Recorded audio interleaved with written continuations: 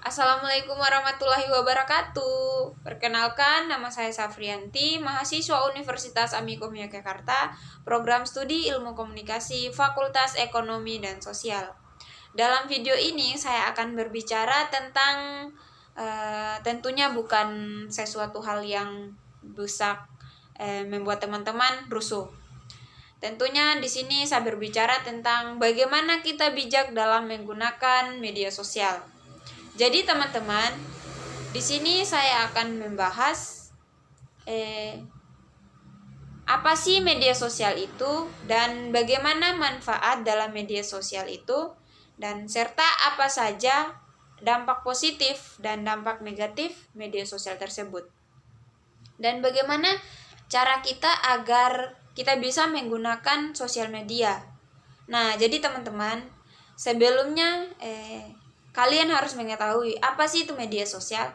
Jadi teman-teman, media sosial itu adalah alat atau instrumen komunikasi antara satu dengan yang lain, sehingga dapat mengetahui informasi-informasi yang dibutuhkan. Media sosial pun juga banyak memiliki manfaat, mulai dari bertukar informasi, berbagi pengalaman, dan bisa berkomunikasi dengan orang yang jauh dari jangkauan kita. Bahkan media sosial pun bisa menjadi media bisnis ataupun media promosi dari suatu brand atau perusahaan. Dari media sosial ini pun memiliki dampak negatif dan dampak positif. Jadi teman-teman, untuk dampak negatifnya dalam bermedia sosial itu, yang pertama, maraknya kejahatan atau kasus pembunuhan. Maraknya kejahatan yang ada di media sosial. Contohnya nih teman-teman, kasus pembunuhan ataupun teror. Dan bahkan penyebaran berita salah ataupun berita hoax ataupun disebut hoax. Jadi yang dapat merugikan seseorang dan menimbulkan kesalahpahaman yang ada di media sosial, banyak sekali kita menemukan beberapa berita yang kurang akurat ataupun yang kurang pasti ataupun yang salah sehingga dapat disebut hoax yang disebarluaskan oleh sumber yang tidak bertanggung jawab. Kemudian dampak negatif selanjutnya yaitu menurunkan produktivitas kita. Karena otomatis ketika kita sudah sering membuka Android kita, seperti kita men-scroll sosial media tanpa kita sadari bahwa kita sudah banyak memakan waktu dengan membuka media sosial tersebut, karena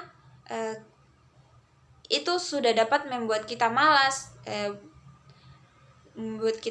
dan kita tuh buat mau ngapa-ngapain ya udah kayak udah malas gitu teman-teman. Jadi untuk melakukan sesuatu seperti yang saya sebut tadi, kita itu kayak udah tidak semangat, udah malas. Soalnya kita tuh sudah fokus di media sosial tersebut. Jadi salah satu dampak negatifnya untuk menurunkan produktivitas kita itu harus banyak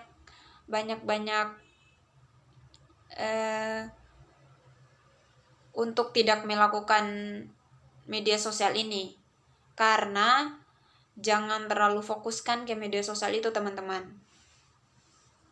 Dan dampak negatif selanjutnya yaitu membuat seseorang menjadi individualis, yang dimana seseorang yang sudah asik dengan media sosialnya atau lebih nyaman berkomunikasi dengan orang yang ada di media sosialnya dibandingkan dengan orang yang ada di sekelilingnya.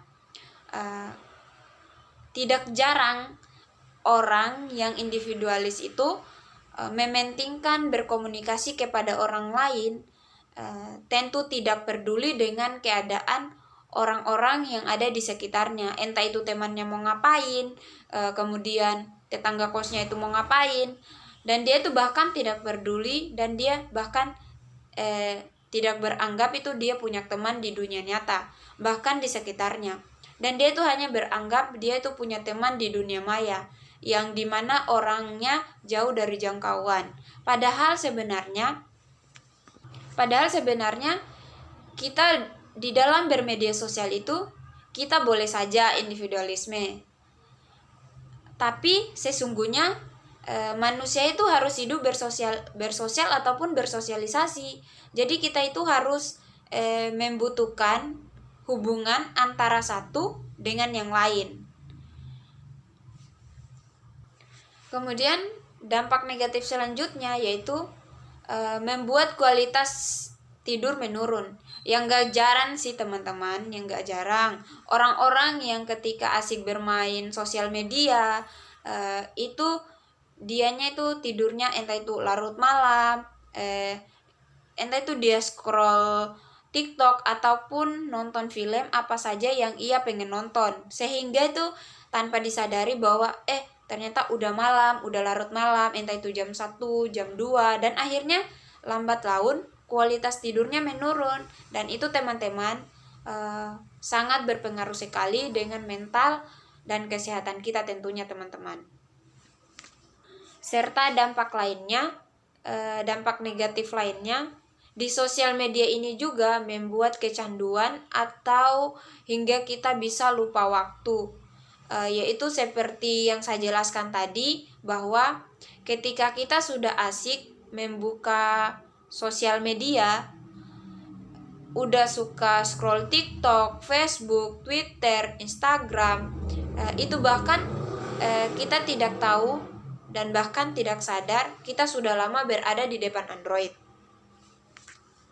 Nah, tadi kan kita sudah bahas teman-teman tentang dampak positif. Nah, sekarang kita bahas tentang dampak positif dari media sosial ini. Yang pertama, untuk dampak positif, yang pertama memudahkan kita untuk berkomunikasi, sehingga kita dapat berhubungan,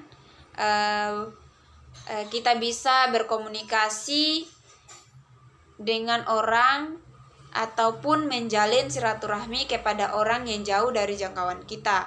Contohnya nih teman-teman, orang tua kita, keluarga kita, dan bahkan kita sebagai anak rantau tentu saja membutuhkan berkomunikasi. Nah, berkomunikasi dengan apa? Dengan media sosial. Nah, ini sangat membutuhkan sekali teman-teman. Dengan adanya komunikasi jarak jauh, ini karena memang media sosial ini sangat membantu kita. Akan tetapi kita pula harus bijak untuk menggunakannya, gitu teman-teman. Kemudian dampak positif selanjutnya yaitu untuk memudahkan kita mencari informasi, yang memang media sosial ini tidak hanya memberikan atau memudahkan kita untuk berkomunikasi dengan orang yang jauh dari jangkauan kita, akan tetapi kita bisa mencari informasi yang baru, yang tadinya kita tidak ketahui, dalam artian bahwa dengan media sosial pula kita bisa menambah wawasan kita, tapi sih itu tergantung dari individu teman-teman masing-masing, begitu teman-teman. Kemudian dampak positif selanjutnya yaitu media sosial yang lainnya itu sudah memberikan pelajaran, apalagi yang sekarang serba online teman-teman. Jadi entah itu semua mahasiswa, baik itu dari anak SD, SMP, SMA, ataupun SMK, itu pembelajarannya itu melalui online dan dimana menggunakan media sosial. Nah, jadi tadi kita sudah membahas dampak negatif dan dampak positif dari media sosial, dan kita harus bijak pula untuk melakukan media sosial tersebut. Karena setiap pengguna media sosial itu pasti mempunyai dampak negatif dan dampak positif. Tergantung kepada diri kita sendiri teman-teman. Nah, saran saya, kita dalam menggunakan media sosial ini, kita harus memperhatikan etika dalam bermedia sosial.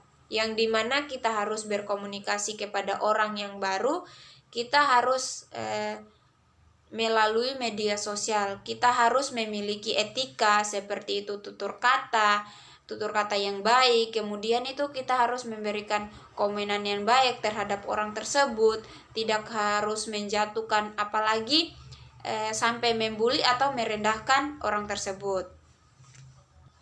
Selanjutnya kita harus menggunakan media sosial ini sesuai kebutuhan kita.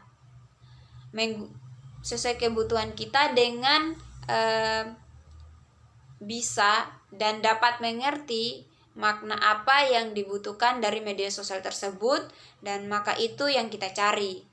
Yang terakhir teman-teman, saran saya, menurut saya kita harus menggunakan media sosial sebijak-bijak mungkin, karena kita harus memahami dan mengerti media sosial tersebut sebagai sarana menambahkan wawasan atau informasi pengetahuan, karena banyak sekali pengetahuan atau sumber-sumber wawasan yang ada di dalam media sosial tersebut itu sendiri. Maka ayolah teman-teman, mari kita bareng-bareng bersama-sama menggunakan media sosial ini dengan baik dan bijak. Sekian dari video saya, semoga dapat bermanfaat untuk teman-teman. Saya ucapkan wassalamualaikum warahmatullahi wabarakatuh. Dadah. Dalam video ini